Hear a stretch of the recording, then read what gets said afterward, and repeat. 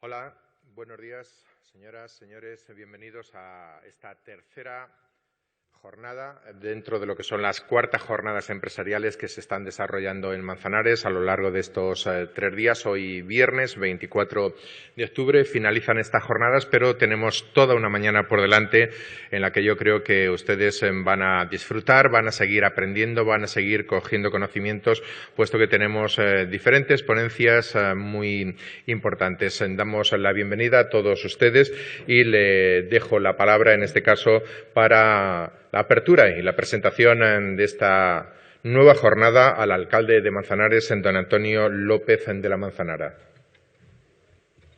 Sí, buenos días, bienvenidos de nuevo a estas terceras, quizá un poco cansados todos, pero bueno, vamos a seguir porque es un día donde los ponentes que nos van a acompañar, igual que lo ha sido en estas dos anteriores, pues nos van a aportar seguro pues información de primera clase, de primera mano, que nos darán pautas a seguir pues en nuestra gestión empresarial. Vamos a iniciar la jornada con una ponencia a cargo de Javier Flores, que me acompaña aquí, de Asimber, y que nos va a hablar sobre la inversión responsable.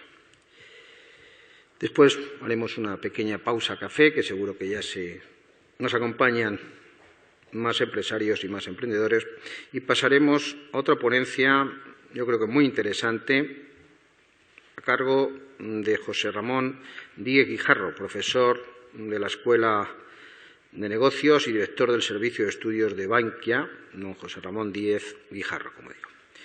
A las 12 tendremos la economía española, la necesaria reindustrialización, que irá a cargo de Rafael Miranda, un buen conocido de Manzanares, como consecuencia de que fue el primer director de la empresa Tudor en Manzanares durante prácticamente 13 años, estuvo aquí con nosotros, marchó luego a Campofrío, ha sido consejero delegado de Endesa, hoy es presidente de la Fundación Endesa y presidente de Acerinos, un hombre, como digo, con un bagaje empresarial impresionante y que seguro que nos va a dar también las pautas a seguir.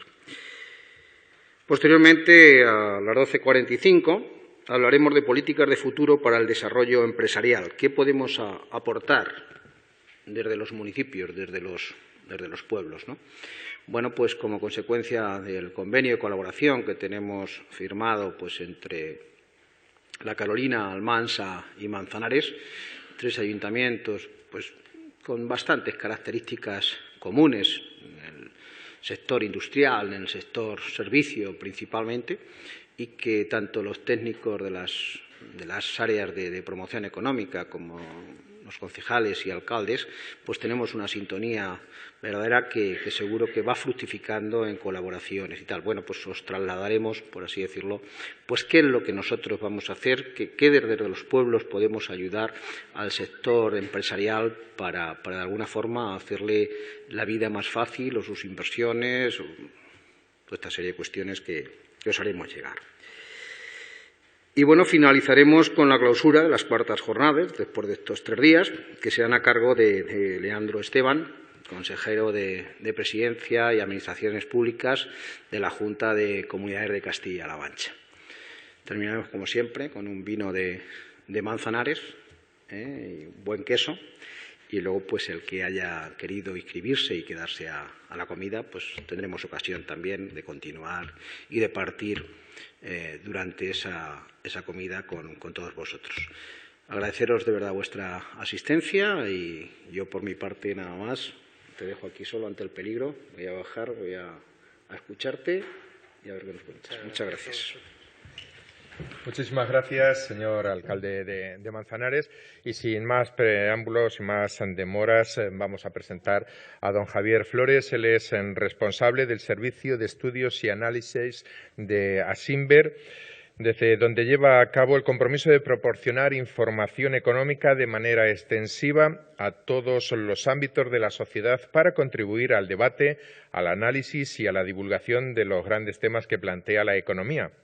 facilitando su comprensión y situándolos al alcance del mayor número posible de personas, empresas y medios de información pública, siendo colaborador habitual de medios especializados en economía y en mercados financieros. Así que vamos con esa ponencia. Buenos días, Javier, Inversión Responsable.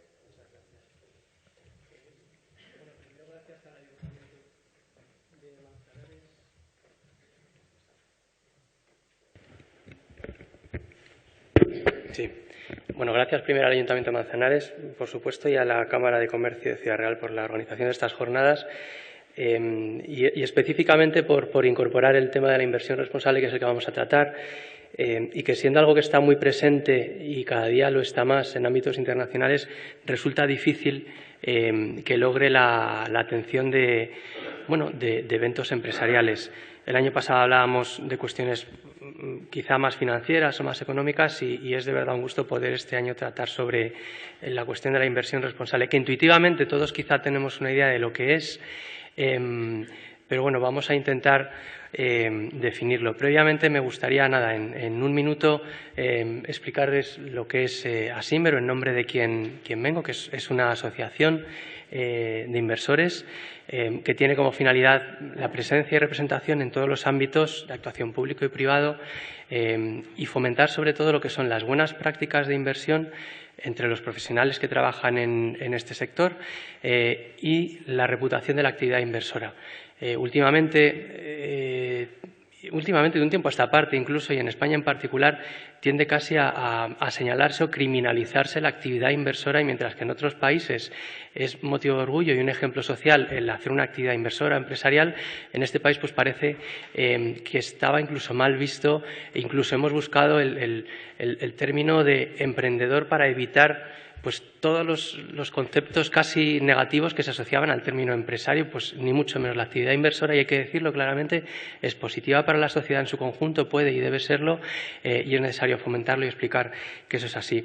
Esto lo hacemos con presencia no solamente en España, sino en otros puntos del mundo donde tenemos oficinas de representación para estos mismos objetivos y para dar apoyo en esos mercados a los inversores que nos lo requieren, ya sea porque trabajan habitualmente exportando o con presencia allí o porque hay situaciones concretas que así lo requieren.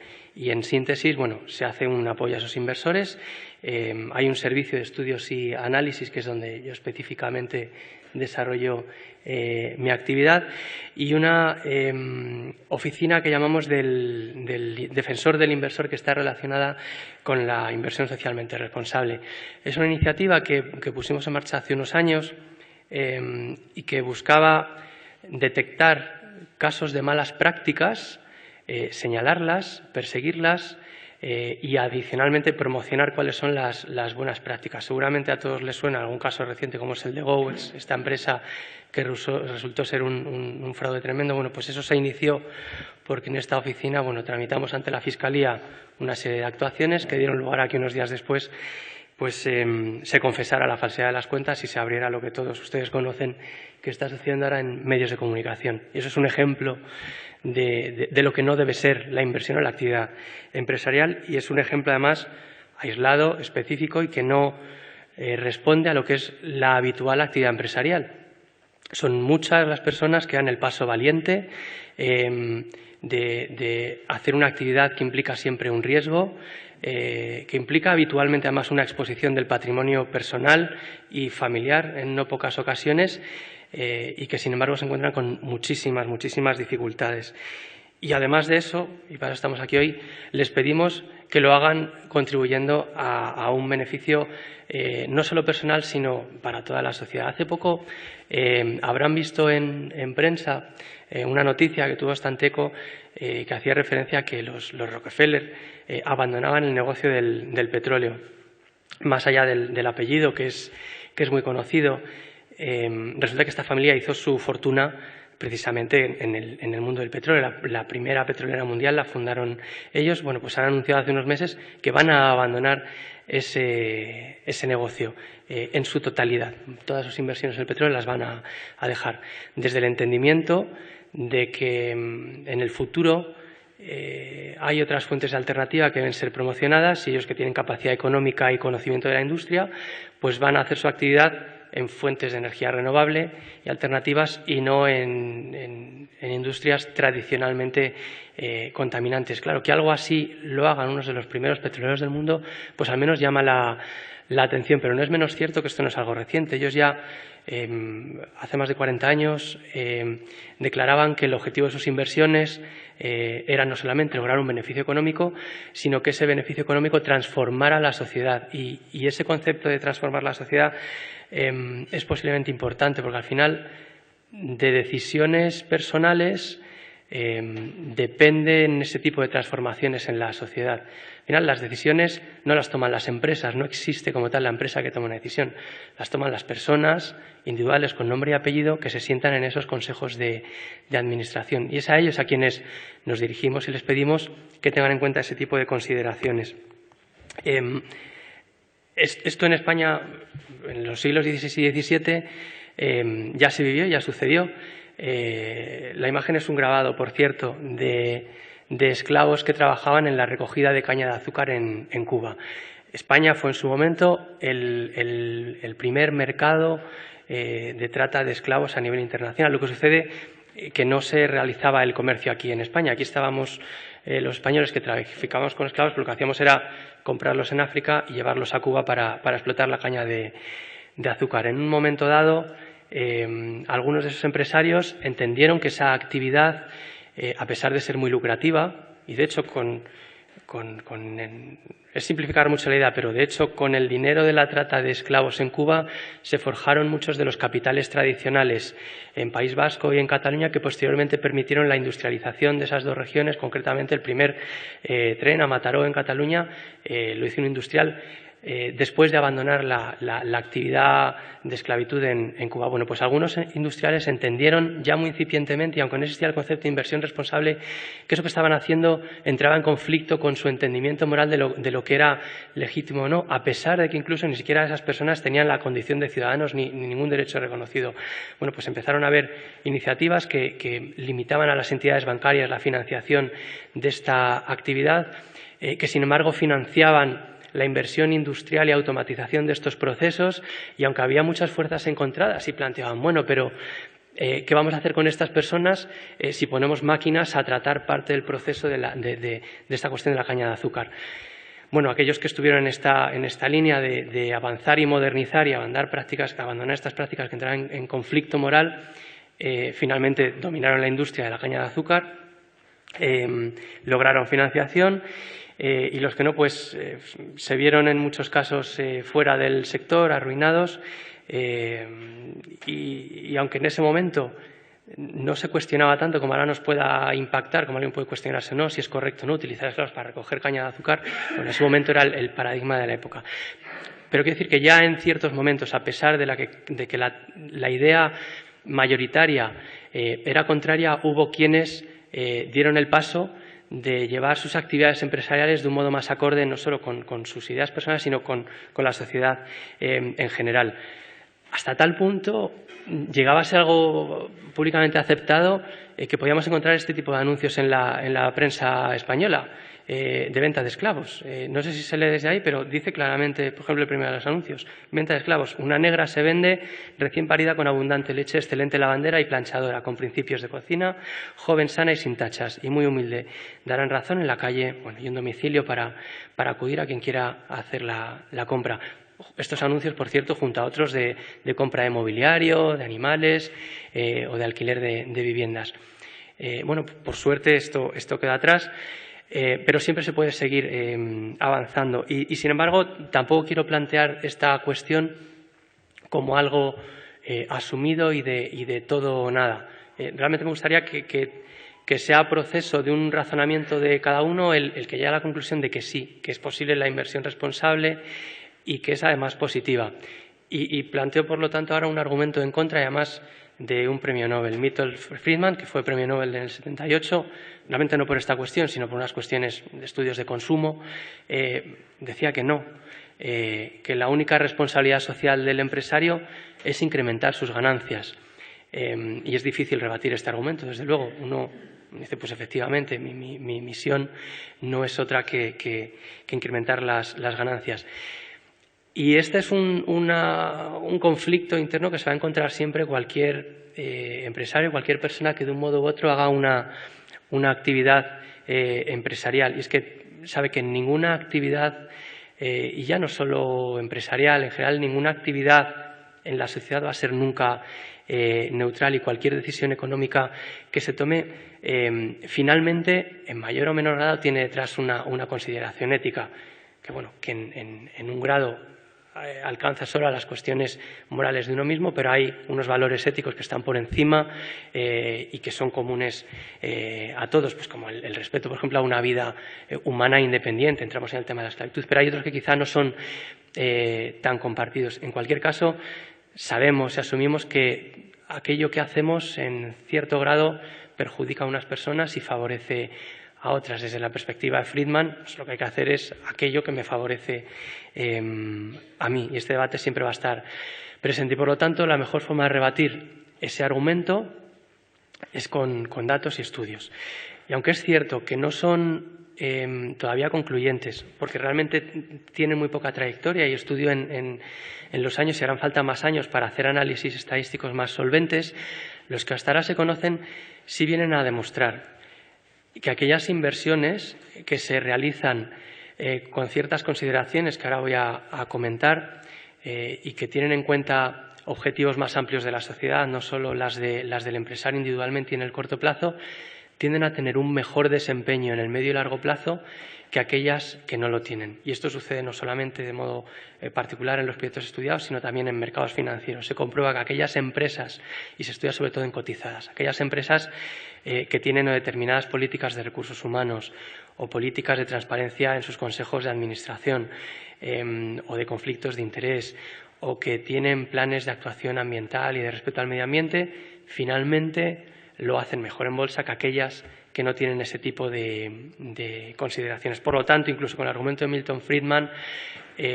sería hasta, desde un punto de vista egoísta, tener en cuenta consideraciones de inversión responsable para que mi inversión tenga un mejor desempeño. Y llegamos con esto ya un poco al concepto como tal de inversión responsable, que no es otra cosa al final que transformar la vida de las personas desde el sector privado. Y esto resulta quizá chocante en un país donde la mayor parte de la vida en democracia la hemos vivido con un concepto, con un mensaje general de que es el paraguas del Estado el que debe ocuparse y el que debe cuidar de procurar determinadas situaciones. Pero no es menos cierto que, sobre todo de un tiempo a esta parte, resultado de la crisis financiera que hemos sufrido, hay un hecho que es real, y es que los Estados no tienen hoy por hoy capacidad económica y capacidad de llegar a todas y cada una de las necesidades que la sociedad hoy por hoy necesita. Millones de personas han perdido sus puestos de trabajo, los Estados tienen menos recaudación fiscal, hay una situación realmente de embudo donde al final hemos pasado de una época donde se trataba de gastar un presupuesto determinado a otra donde no alcanza el presupuesto para todo lo que se quería. Y esto, quienes en el ámbito de la política desempeñan su labor diaria lo saben, ¿no? Que hace 5 u 8 años realmente la gestión casi se trataba de distribución por sectores de los presupuestos. Y bueno, pues el concejal de Cultura sabía que cada año tenía X presupuesto y lo tenía que gastar antes de final de año y se trataba de gastar ese presupuesto. Ahora no, ahora se trata de gestionar la escasez y de priorizar.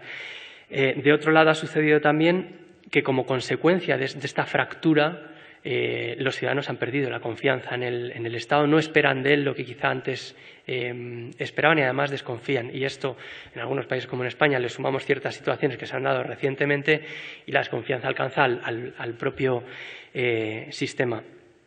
Y paradójicamente, no va a ser, y esa es nuestra visión, no va a ser sin la contribución o colaboración, sin el compromiso incluso del sector privado, que se vaya a poder recuperar esa confianza. El sector privado es más del 90% de los puestos de trabajo y al final es casi una de las primeras necesidades que vive el ciudadano de a pie, el tener un puesto de trabajo que le permite a su vez satisfacer otro tipo de necesidades y que le permite además la independencia y desarrollarse como individuo.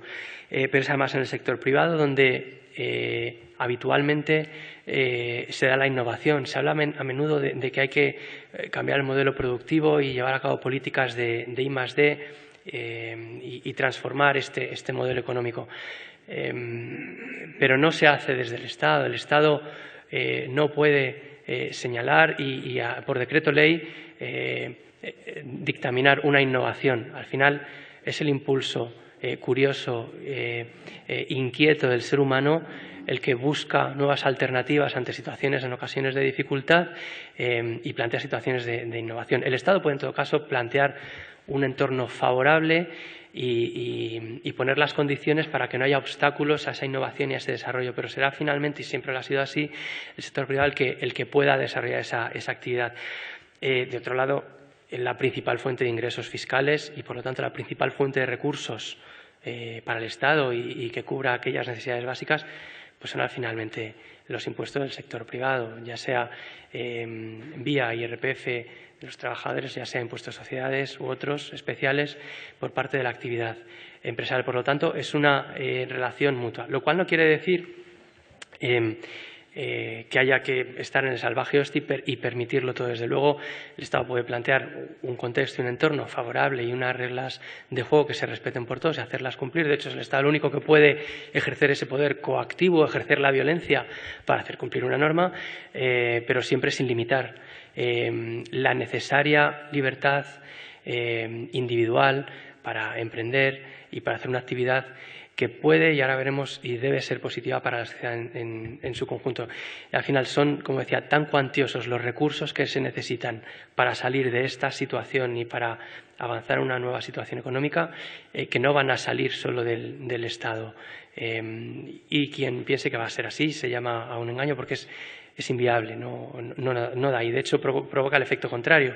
Todos sabemos que ante una situación de extrema presión fiscal, se buscan alternativas para escapar a la misma. Por lo tanto, inversión responsable al final, como ya hemos dibujado, significa un interés económico que esté conjugado con un interés para el conjunto de la sociedad.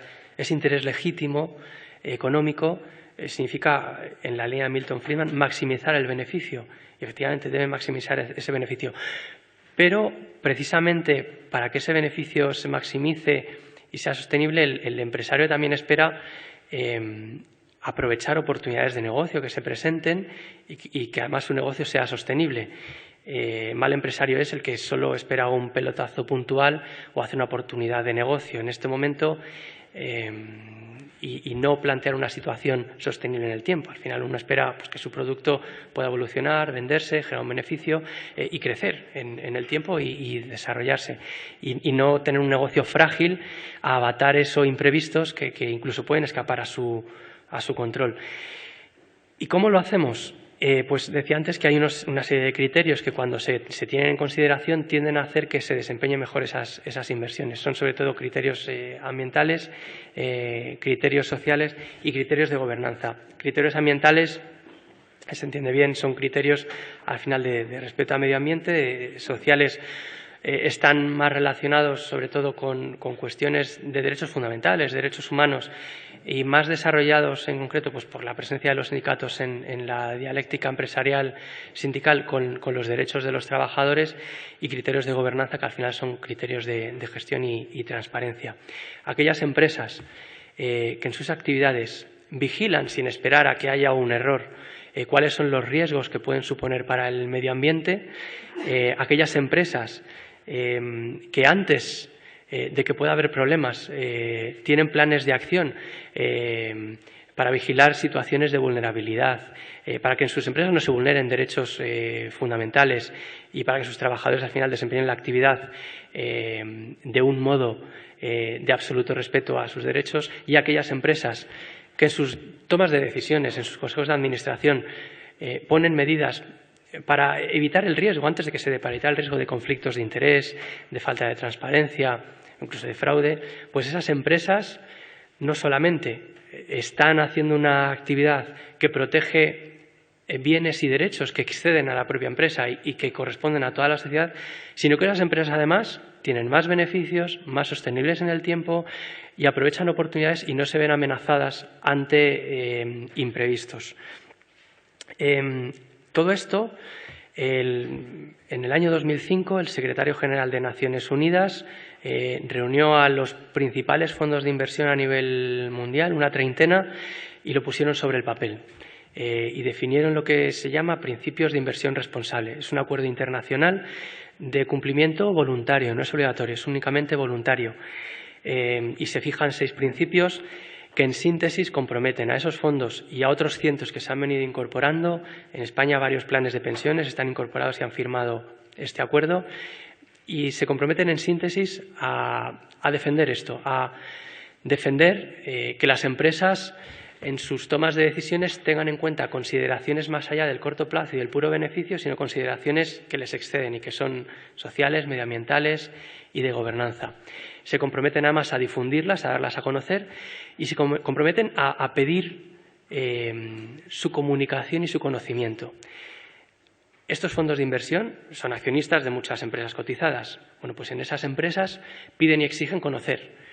Queremos saber qué pasa en esta empresa con estas cuestiones y piden que en sus memorias anuales aparezcan estas situaciones. Y nos encontramos al final con que esto efectivamente funciona y no solamente las empresas lo van haciendo mejor, sino que además van adquiriendo esos compromisos. Es verdad que en muchas ocasiones no es por voluntad propia, sino porque hay accionistas e inversores profesionales en su accionariado que, llegada la fecha del Consejo de Administración, plantean un voto o plantean su veto a determinadas decisiones, algunas muy fácilmente entendibles, como cuestiones de retribución del Consejo de Administración. Queremos que las políticas de retribución sean transparentes. Queremos saber qué es lo que se retribuye a los miembros del Consejo. Queremos saber por qué se les nombra y con qué criterios. Queremos saber si existen vínculos o no entre ellos o con otras empresas con las que se hace negocio. Todo esto lo estamos viendo ahora en el caso que está saliendo en medios de comunicación con las famosas tarjetas Black, que son un ejemplo que quizá pues pone de manifiesto qué pasa cuando una empresa no ha tenido en cuenta estas consideraciones. Porque lamentablemente, es positivo que esto se haya descubierto. O sea, siempre es bueno que al final se depuren situaciones, pero lamentablemente lo deseable hubiera sido que la propia entidad hubiera tenido unas políticas internas de auditoría social, de auditoría de gobernanza y de auditoría medioambiental que detectaran riesgos y que detectaran que podía haber situaciones que quizá entraran en conflicto, no voy a decir ya con cuestiones de ilegalidad, sino con cuestiones de buenas prácticas. Y son muchos los ejemplos de qué pasa cuando esto se lleva o no se lleva a cabo. Por todos es conocido el vertido que hubo en el Golfo de México por la petrolera británica BP. Este vertido no fue sin más un accidente inevitable. Este vertido se podría haber evitado si BP hubiera tenido los mismos protocolos que tenían otras compañías del sector en ciertos protocolos de seguridad. Sin embargo, no los tenía pues porque en ese momento ahorraba costes y permitía maximizar el beneficio. Es decir, se tuvo en cuenta, alguien tomó la decisión, alguien no, de hecho fue una decisión desde arriba, fue en el Consejo, se tomó la decisión de, pues hay que retribuir más al accionista, hay que maximizar el beneficio y una forma de optimizar costes es reducir esos protocolos de seguridad que nos provocan un coste que puede facilitar un mayor beneficio. En síntesis era eso. Y sin embargo, como la probabilidad o el error admisible de un accidente de este tipo es muy remoto, es decir, accidentes de este tipo es verdad que ocurren muy pocos. A todos nos suena el Exxon Valdez, esta misma, en Galicia tuvimos una situación, en Japón hace unos años también, pero es verdad que estadísticamente son pocos, como estadísticamente son pocos los accidentes aéreos. Pero casualmente, esas pocas veces que ocurre, y no es casual en realidad, sucede en aquellos casos en los que se han flexibilizado las medidas de control por debajo de lo recomendado y en las que no se han puesto en marcha los controles. Al final no es casual. Es decir, ocurre pocas veces, es verdad, pero las pocas que ocurre hay un grado de responsabilidad importante de quienes podían haberlo evitado. Existe ahí una negligencia en el mejor de los casos. Pues efectivamente maximizaron el beneficio a corto plazo, pero el daño que ha causado en su momento. De hecho, en los meses siguientes al vertido, las acciones se desplomaron casi un 50%, se llegó a cuestionar la propia existencia de la compañía, la necesidad de un rescate, que de haberse producido ese rescate público habría sido a costa del contribuyente británico por aquello de la nacionalidad de la empresa petrolera nacional, y habrían estado pagando entre todos. Finalmente no fue así, pero el daño se hizo no solamente ya los accionistas, que sufrieron cuantiosas pérdidas, sino que todavía hasta hoy están asumiendo multas y el coste de litigios importantes a numerosos perjudicados, no ya solo directos, empresas y negocios que en la zona del Golfo se han visto perjudicados, sino la propia cuestión medioambiental en el Golfo de México. No olvidemos que es lo que está en el centro. Es decir, si BP se hubiera preocupado de poner las medidas de seguridad necesarias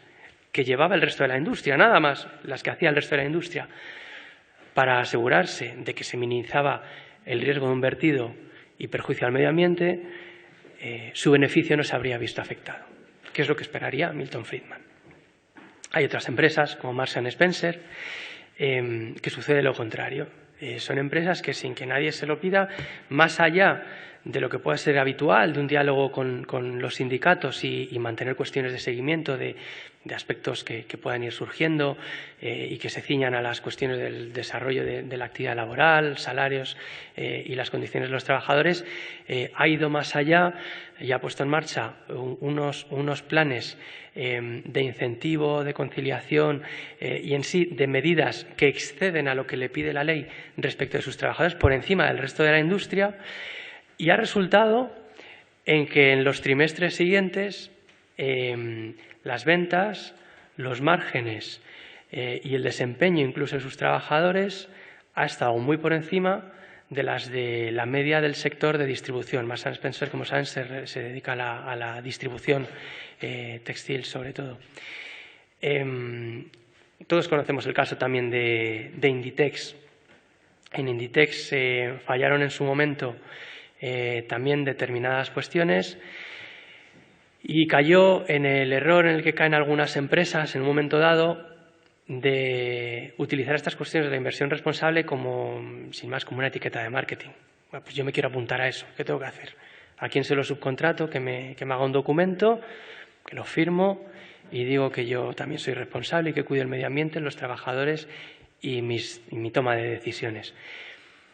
Sin embargo, bueno, todos sabemos que en Bangladesh hubo un problema con una planta de esta y otras entidades, otras empresas que, bueno, se hundió, se descubrió o afloró que había una serie de subcontrataciones con proveedores no supervisados. Es decir, no es que Inditex directamente tuviera situaciones de esclavitud, pero sí es verdad que de algún modo alguien en Inditex no preguntaba cuando iba a un proveedor en Asia ni quiénes eran esas personas, ni qué había dentro de esa nave, ni cómo se fabricaban esas prendas a ese precio. Mientras que otras empresas sí lo hacían. Bueno, por suerte eso se está solucionando. La compañía ha tomado medidas drásticas.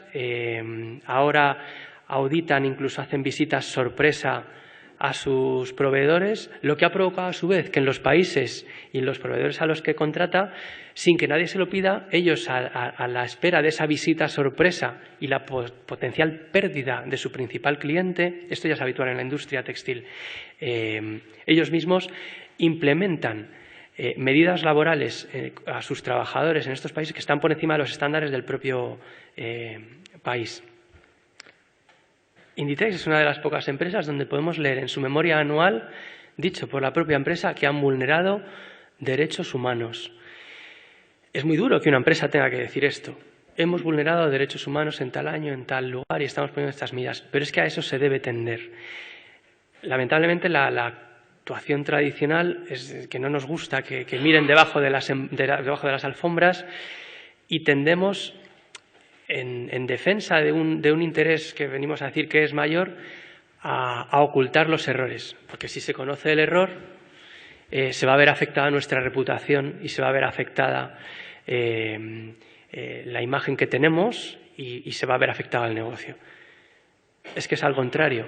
La reputación Y la buena imagen se gana con transparencia. Y esto es algo que cuesta muchísimo que las empresas lo hagan y, sin embargo, funciona. Es con transparencia como se gana la reputación. Esto es un concepto fundamental, no escondiendo los errores. Entonces, es deseable que a esto tiendan. Aquí no he puesto, por ejemplo, otro de las empresas que también lo ha hecho.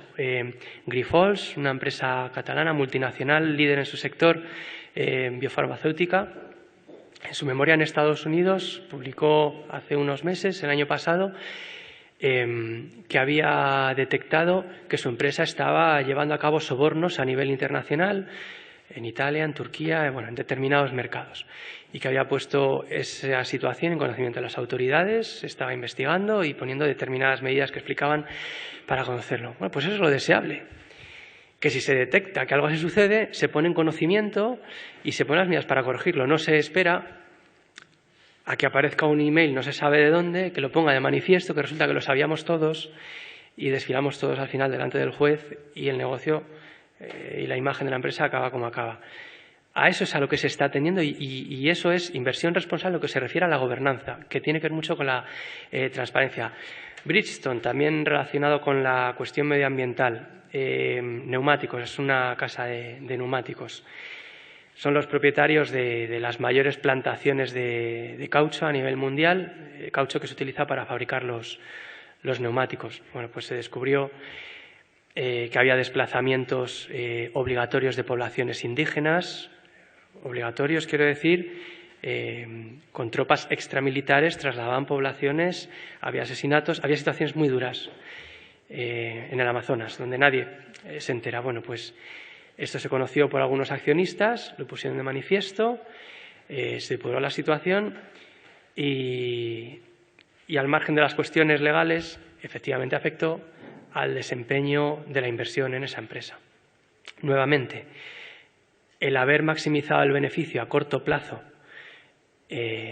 a costa de vulnerar determinados derechos tuvo un coste económico. Walmart fue pionero en hacer lo que decíamos que ahora hacen Inditex y todas las industrias, de visitas sorpresa a sus proveedores.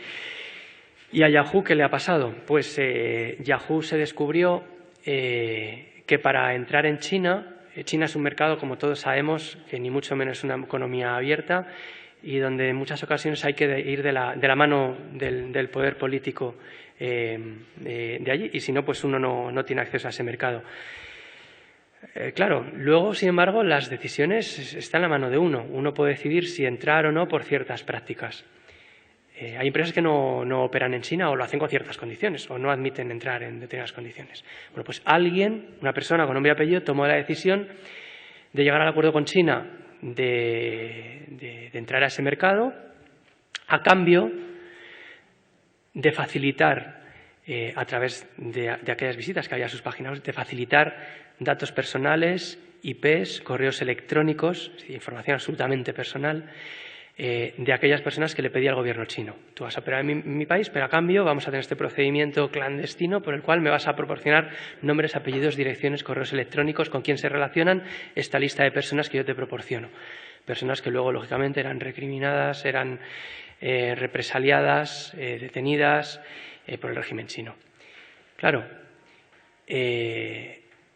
alguien tomó esa decisión en Yahoo en un momento dado y podía haber decidido no tomarla. Las decisiones las toman personas con nombre y apellido. Por supuesto, tuvo consecuencias no solo para esa persona, sino para el propio negocio de Yahoo, que en los trimestres siguientes tuvo problemas y muy, muy graves. Tuvo hasta que verse, ahora lo dirige Marisa Mayer, tuvo que hasta verse una sucesión, un cambio en su dirección.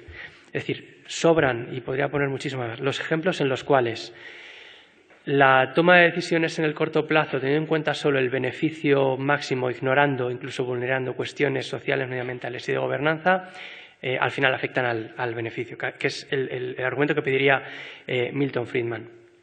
Y yendo más a lo concreto, porque estamos hablando de cotizadas, de grandes empresas y multinacionales. Es posible, se puede invertir responsablemente, más a pie de tierra. Pues sí, hay básicamente tres estrategias enfocadas al producto, al beneficiario, al proceso. Una inversión enfocada al producto quiere decir invertir en aquellos productos que por su carácter innovador tienden a beneficiar o a desarrollarse o satisfacer necesidades que se entienden beneficiosas para el conjunto de la sociedad. Por ejemplo, energías renovables. Es decir, una inversión responsable sería en sí el concepto de invertir en todo lo que tenga que ver con energías renovables. Una inversión enfocada al beneficiario, responsable enfocada al beneficiario, es aquella inversión que busca no el producto, sino quién se ve beneficiado o busco que haya unos beneficiarios que obtengan ese beneficio. Por ejemplo, los microcréditos. Una inversión de este tipo irresponsable es la concesión de microcréditos a poblaciones, esto se hace mucho, poblaciones incluso en países donde las mujeres no tienen acceso ni siquiera a la formación, a la actividad empresarial, y se les dan microcréditos para que puedan hacer un pequeño taller de costura, vender ese producto artesanal. Y se obtiene un beneficio. Ese crédito se ve reembolsado, algunos intereses que no son mucho menos usureros, se ve reembolsado, se obtiene el beneficio y se provoca, además, que determinada población logre obtener ese beneficio, se logra un bien social. O bien enfocadas al proceso. Enfocadas al proceso tienen más que ver con negocios ya establecidos, es casi todo lo que hablamos hasta ahora, en donde lo que pedimos es, lo que hacemos es exigimos que se cumplan determinados requisitos. Es decir, voy a invertir en empresas ya consolidadas y con beneficio, pero a la hora de filtrarlas, cuando yo me plantee en qué empresa invierto, lo hago en Telefónica, lo hago en Vodafone o lo hago en Orange, por decir 3 nombres al azar. Bueno, pues antes de decir en cuál de ellas, ceteris paribus, en iguales condiciones, voy a ver cuál de ellas tiene en sus memorias un detalle sobre qué consideraciones medioambientales, sociales o de gobernanza quieren. Finalmente, y esto ya existe, hay casas de análisis especializadas que nos proporcionan rankings y nos dicen esta empresa es la más transparente de su sector, esta tiene unos gravísimos conflictos de interés y resulta que si vemos el Consejo de Administración son todos primos, cuñados, familiares o vinculaciones políticas, o esta otra empresa tiene consejeros independientes. Eso se da y esos criterios se tienen en cuenta. Finalmente, se ha comprobado que el mayor impacto de todo este tipo de procesos, es decir, el que tiene un mayor retorno tanto para el beneficiario como para el inversor, es la inversión en pymes. Y no es ningún absurdo ni descabellado decir que todos y cada uno de ustedes, si invierten en una pyme, o bien directamente, o lo hacen ayudando a alguien que esté empezando a sacar adelante su pyme, están haciendo posiblemente la inversión responsable de mayor impacto que se puede hacer y que está al alcance al final. Efectivamente, pueden, enfocadas al producto, pueden, cuando acuden a su banco a contratar un fondo de inversión, un plan de pensiones, pueden preguntar, oiga, he escuchado que hay una cosa que es inversión responsable y yo quiero preguntarle, este fondo de los que me está ofreciendo, ¿cuál de ellos tiene en cuenta este tipo de consideraciones? ¿O cuál de ellos está en un ranking de fondos de inversión responsable? O yo, mire, en su entidad voy a cerrar la cuenta porque he sabido por la prensa que su entidad ha hecho esto. Este tipo de cosas, parece que no, pero finalmente cambian comportamientos y decisiones. O enfocadas al beneficiario. Podrían hacer una inversión indirecta vía préstamo. Podrían conceder un préstamo a un familiar que se ha quedado en paro y que está sacando adelante un negocio. Bueno, pues yo, ¿por qué no? Pues en lugar de comprar unas acciones y a ver si suben o no, pues esos 3.000 euros se los voy a prestar a ese familiar que está intentando sacar adelante su negocio, pactamos un interés y estoy teniendo en cuenta esa consideración del beneficiario. O me puedo ir a una de las muchas ONGs que hacen préstamos, como decía, microcréditos a otros países y, bueno, y hacerlo de ese modo. O enfocadas al proceso. Pueden, cuando van, por ejemplo, a adquirir cualquier tipo de acción, si van a la bolsa, tener en cuenta ese tipo de situaciones. Pues estas empresas las descarto porque no tienen estos criterios y estas sí las tengo en mi universo de inversión. O si estoy buscando adquirir una empresa de vinos en la región porque quiero ahora mismo invertir, pues puedo en esa empresa no solo preguntar y pedirle las cuentas. Cuánto venden, a quién, cuánto exportan, cuál es la uva que tienen. No soy experto en vinos, igual estoy diciendo barbaridades. Pero sí puedo también preguntarles qué conflictividad laboral o no tienen ustedes, porque esto no solamente va a hacer que ustedes estén en realidad teniendo en consideración el bienestar de los trabajadores de esa empresa y, por tanto, cuestiones sociales. Ustedes posiblemente detectarán si esa empresa ha venido reiteradamente, a lo mejor, teniendo situaciones de conflictividad que han acabado en litigio, judicializadas, pues porque reiteradamente se han venido vulnerando cuestiones y dice, vamos a ver, voy a comprar una empresa donde los gerentes han venido en este tipo de situaciones que además me van a acabar afectando al beneficio. O pueden simplemente, como decía, invertir a través de pymes. Como decía, es la inversión responsable de mayor impacto que se puede hacer. Y es salir además del paradigma clásico donde uno buscaba de un lado el máximo beneficio y de otro lado, independientemente, por distintos motivos, a veces por una cuestión social, otras, bueno, por sentirse uno mejor, hacía actos de caridad o de tipo solidario, sin pedir nada a cambio, en el sentido de sin pedir ninguna rendición de cuentas. Yo tengo mi empresa, gano X dinero o mi actividad y además voy a hacer un donativo cada año de X a esta causa. A lo que ahora se va es esa otra situación. Piensen ustedes que el coste de capital de una empresa, bueno, pues está en torno al 5% aproximadamente, mientras que el coste de capital de cualquier actividad sin ánimo de lucro está en torno al 40%. Es decir, a una empresa le cuesta muy poco, relativamente, entiéndanme, en proporción les cuesta muy poco el capital que obtienen en un préstamo para dedicarlo a una actividad inversora, en torno al 5%. Mientras que a una ONG, obtener ese mismo capital, salvo que lo capte en mercado financiero en préstamo, si tiene que dedicarse a visitarles a cada uno de ustedes. Las asociaciones, ONGs, a veces nos dedicamos a pedir dinero, es costosísimo.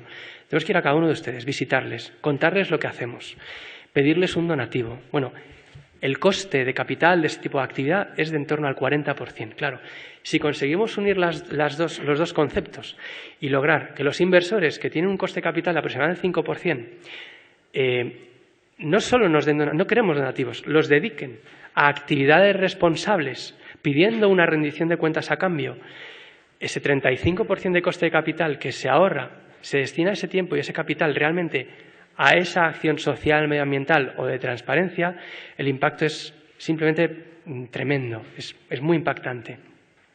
Y por lo tanto, quizá como idea principal, hoy por hoy la inversión en pymes es la mayor inversión responsable que pueden hacer, o en su propia pyme o ayudando a otra. Yo les animo a que si mañana están cuestionándose, pues tengo 10.000 euros ahorrados, voy a ver si los meto en unas acciones que me han dicho o compro un producto que me han dicho en el banco, pues todo tiene riesgo.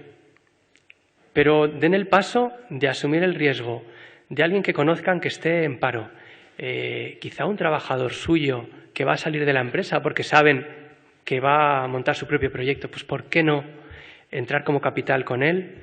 Aportar el saber hacer que ya tienen en su empresa, conocimientos, contactos, eso es valiosísimo y le va a ayudar y le va a permitir que sea viable y van a obtener además una rentabilidad, les aseguro, que mayor que la que obtendrán con esa inversión de ese fondo que les han vendido en su banco o esas acciones que porque han leído un titular en el periódico las han comprado. Y en realidad es la idea principal que quería dar y prefiero dejar unos minutos casi para cualquier cuestión que puedan tener, no sin antes agradecer la organización al Ayuntamiento de Manzanares, a su alcalde, que nuevamente nos ha invitado este año, a la Cámara de Comercio de Ciudad Real y a los patrocinadores que lo han hecho posible. Muchas gracias.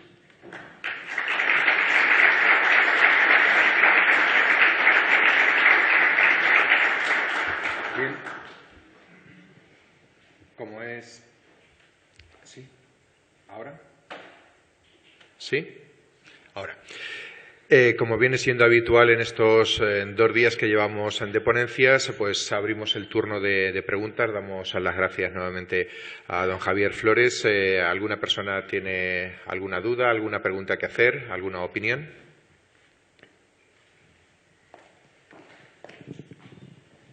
Sí, gracias Javier por tu magnífica exposición y mi pregunta sería muy concisa. ¿En qué países actualmente se invierte de esta forma responsable mayoritariamente? Y en España, ¿qué porcentaje o desde cuánto tiempo hace que se está iniciando y qué previsiones o cómo vamos creciendo? Sobre todo es en países nórdicos donde está más desarrollado, hasta el punto de que el principal fondo soberano noruego sigue a rajatabla, tiene un sistema de seguimiento radical y empresas en las que detecta este tipo de situaciones quedan excluidas absolutamente de su espectro de inversión. En España es verdad que está menos desarrollado y de todos los criterios que siguen las empresas, el más extendido es el que llamamos de exclusión. ¿Qué es el criterio de exclusión? Es el más fácil de aplicar y no requiere mucho análisis. Es voy a excluir de mi inversión todo aquello que incluso intuitivamente suena negativo. Es decir, las inversiones responsables en España tienden a ser aquellas que excluyen tabaco, tráfico de armas, en fin, este tipo de actividades que sin mucho análisis se entiende que son perniciosas para un interés común. Y en España donde sí que se está desarrollando mucho y va más avanzado es en los planes de pensiones. También es verdad que porque así lo marca la ley. La Ley de Economía Sostenible incluye la obligación a los planes de pensiones de incluir en sus memorias un apartado de consideraciones sociales de este tipo, con detalles muy específicos medioambientales, de gobernanza y sociales. Y como además sucede que en los planes de pensiones, en muchos de ellos en la gestión están no solamente la propia empresa y la gestora, sino también los sindicatos tienden a meter esa presión también y a forzar ese seguimiento. Pero hay muchísimo, muchísimo por hacer.